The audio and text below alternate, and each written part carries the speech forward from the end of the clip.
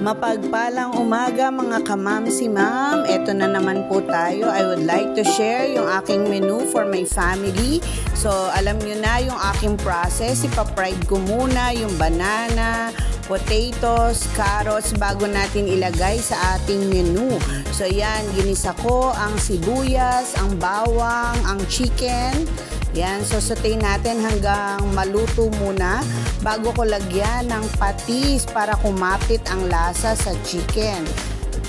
Lalagyan din natin ng water para lumambot ang ating manok. So, syempre, isusunod ko po dyan ang tomato sauce. So, nahuhulaan nyo na ba kung ano ang ating menu for today? After the tomato sauce, ibabalik ko yung carrots and potatoes na aking pinried kanina.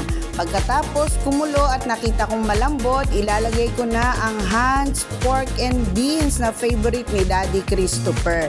So, pakuluan ko lang ulit ng konti para mag-reduce bago ko ilagay yung pinray ko kanina na saging na saba. At ang last, ilalagay ko na ang gulay na repolyo at pechay. Pagkatapos po niyan, iyan, ready na ang aming food, ang pochero, chicken pochero. Thank you for watching. God bless everyone.